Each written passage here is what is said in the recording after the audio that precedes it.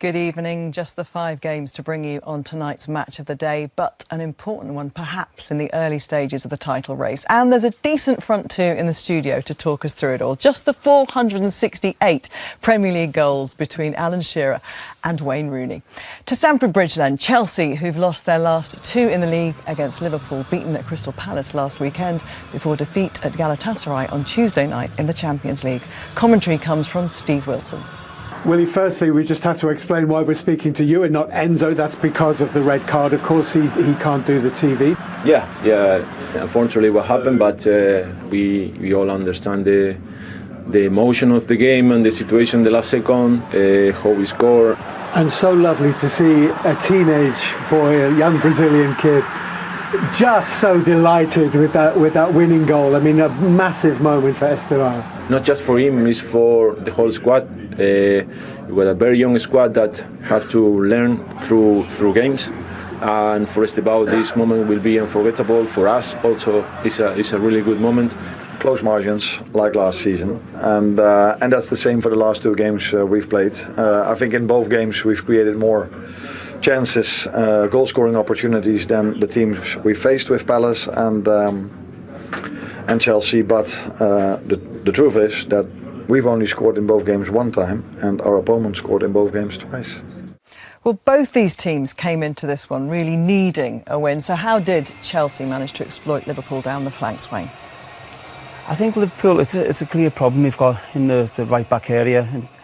And I think if you look, Bradley's come off twice in the last 2 league games at half time. They've tried Szoboszlai in there at times, and it hasn't really worked for him. And Frimpong was on the bench today and didn't get on. So they've tried 3 fullbacks in 7 league games. So I think Chelsea have seen that and they've exploited it.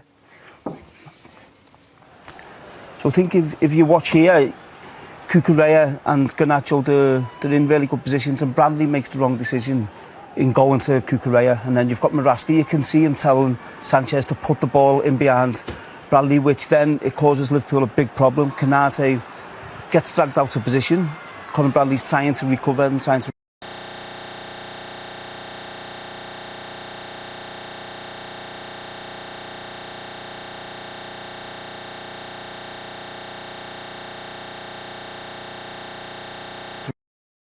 in the middle of the years, and ultimately it leads in him getting a yellow card, which I'm sure that was a big factor in why he got subbed off at half time.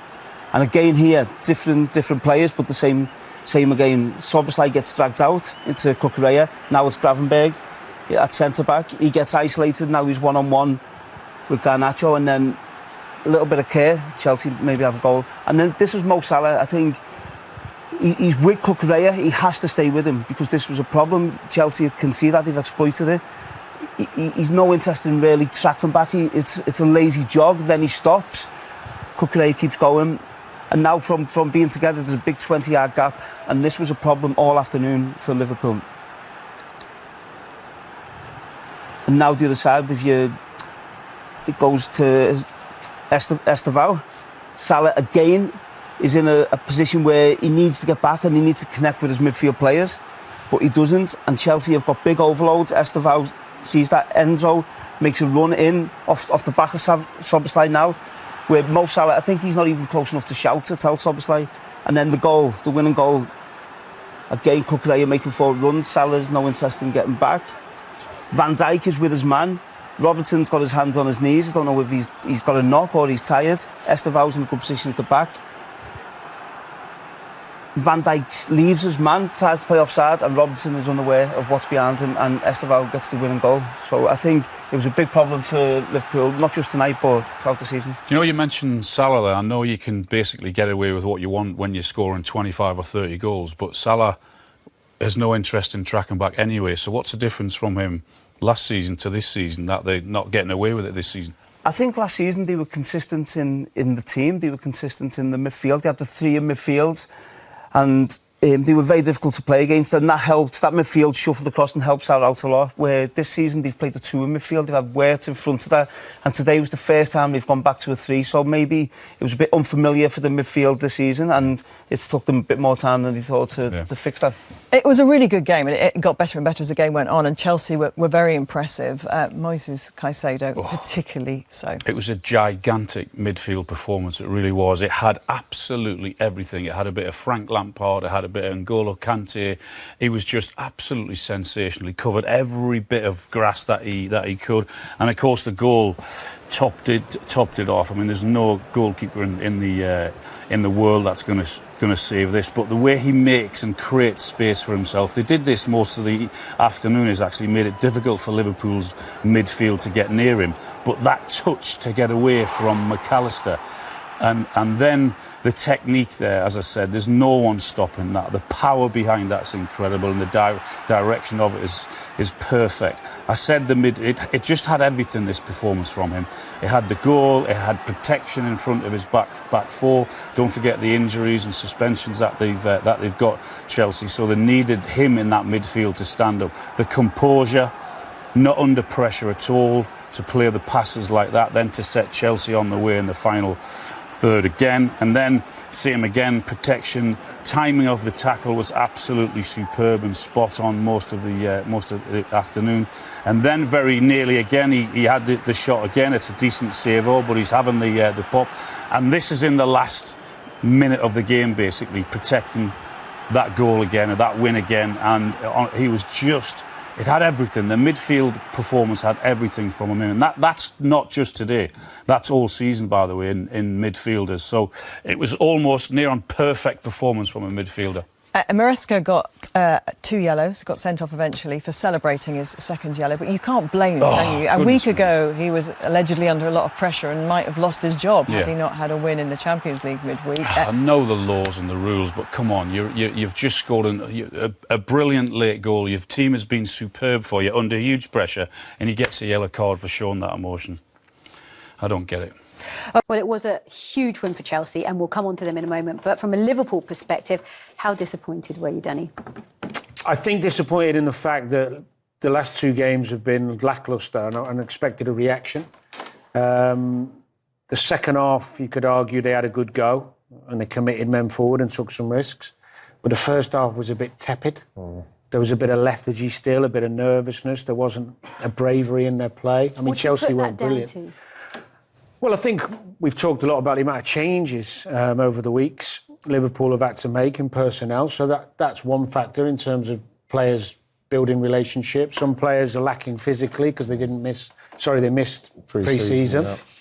So, and of course, when you lose a couple of games and you're playing for a huge club like Liverpool, sometimes the pressure for any player can overcome them, and therefore their performance drops.